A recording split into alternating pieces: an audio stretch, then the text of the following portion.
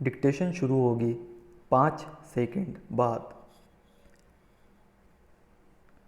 एक समय की बात है जब हमारे नगर इलाहाबाद को भीषण बाढ़ का सामना करना पड़ा था।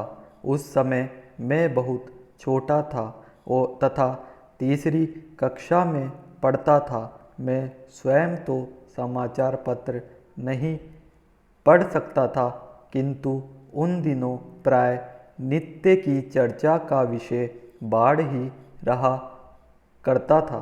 जैसे ही समाचार पत्र वाहक का स्वर सुनाई पड़ता, अखबार ले जाओ, वैसे ही भैया एवं दीदी झपट कर बाहर दौड़ते और अखबार की खींचतान मच जाती। अंत में माताजी अथवा पिताजी उन्हें शांत करते, फिर हम सब अतीव उत्सुकता से बाढ़ की खबरें सुनने बैठ जाते। एक दिन पिताजी ने अति चिंतित होकर हमें समाचार सुनाया कि आगरा और दिल्ली की ओर भारी वर्षा हो रही है, जिससे यमुना नदी में भीषण बाढ़ आ गई है। पैरा। उन दिनों इलाहाबाद में भी वर्षा की झड़ी लगी हुई थी और गंगा में भी बाढ़ आने लगी थी। हमारा शहर इलाहाबाद 3 दिशाओं से गंगा और यमुना नदियों से घिरा हुआ था, इसलिए यह पूरी आशंका थी कि हमें भीषण बाढ़ का प्रकोप सहना पड़े। दूसरे दिन ही पिताजी ने हमें समाचार पत्र में छपी खबर सुनाई। कल का प्रयाग को भी भीषण बाढ़ का सामना करना पड़ेगा। जिधर देखिए उधर बाढ़ की चर्चा हो रही थी और सभी लोग भयभीत दिखाई दे रहे थे। तभी बड़े भैया कहीं से घूम फिरकर लौटे।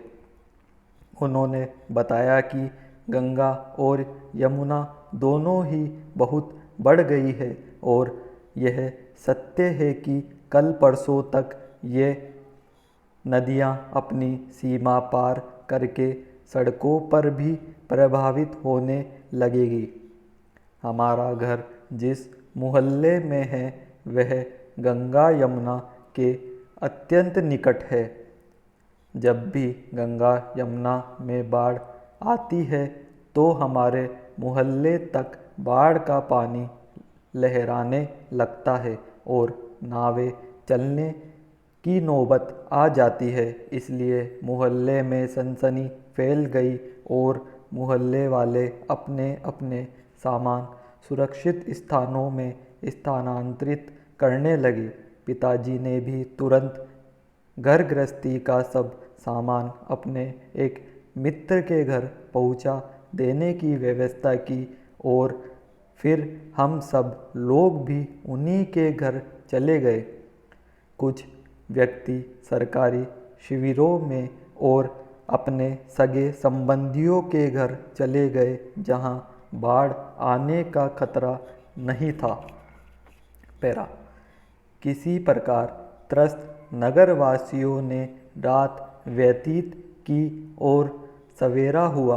आकाश उस समय काले काले मेघों से आच्छादित था, किंतु जिधर देखो उधर बादलों की उपेक्षा करके लोग बाढ़ देखने के लिए चल पड़े। हम भी अपने परिवार के साथ गऊ घाट पहुँचे। यमुना का पुल अर्थात गऊ घाट तक पहुँचने में मार्ग में जितने मोहल्ले मिले वे सभी जल में डूबे हुए थे। मैं जिस विद्यालय में पढ़ता था वह मुट्ठीगंज में स्थित है। मेरे विद्यालय के सामने वाली सड़क पर, जो यथेष्ट ऊंचाई पर है, भी यमुना का जल ठाटे मार रहा था। यमुना के पुल पर खड़े होकर देखने से ऐसा प्रतीत होता था मानो जल प्लावन हो गया हो। चारों ओर जल ही जल दिखाई देता था। यमुना का जल खतरे के बिंदु पर थपेड़े मार रहा था। यमुना का पुल मानव समूह से खचाखच भरा था। यमुना मैया अपना प्रकोप शांत करे, इसलिए जन समुदाय प्रार्थना करके उन्हें फूल माला अर्पित कर रहा था। अपार जल राशि की गर्जना मनुष्य ही नहीं, पशुओं के हृदय को भी आतंकित कर रही थी। वृक्षों पर भयभीत पक्षी भयावह शोर मचा रहे थे। यमुना पार के ग्रामीणों का तो बुरा हाल था। समस्त खेती जल प्लावित हो गई थी। ग्रामीण जनों के घर फूस के छप्पर तक यमुना में बहते नजर आ रहे थे। ग्रामीणों के कोठिलों और ड्रमों से भरा अनाज तथा पशुओं के लिए संचित चारा आदि सब घर में पानी भर जाने के कारण नष्ट हो गए थे।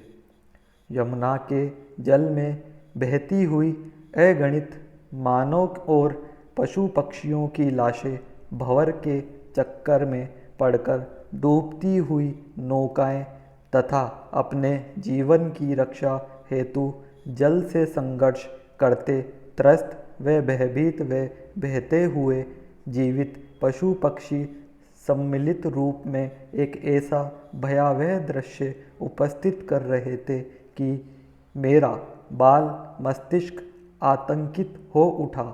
मुझे आज भी स्मरण है कि मैं डर के मारे आंखें बंद करके यमुना के पुल पर ही अपनी माँ से लिपट गया था और जोर जोर से रोने लगा था।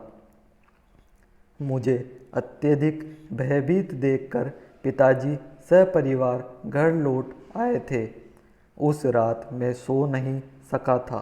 आंखें बंद करते ही विनाशकारी भयावह दृश्य चलचित्र की भांति नृत्य करने लगते थे और मैं डर के मारे आंखें खोल देता था। दूसरे दिन गंगा नदी की बाढ़ देखने के लिए कोई भी नहीं जा सका था। आज भी जब मैं उस विकराल बाढ़ को याद करता हूँ, तब भय मिश्रित आनंद से मेरा रोम रोम रोमांचित हो उठता है। बाढ़ तो जैसे आई थी वैसे ही चली भी गई थी, किंतु उसका कितना भारी प्रयागवासियों को सहना पड़ा, उसका लेखा जोखा कौन करे।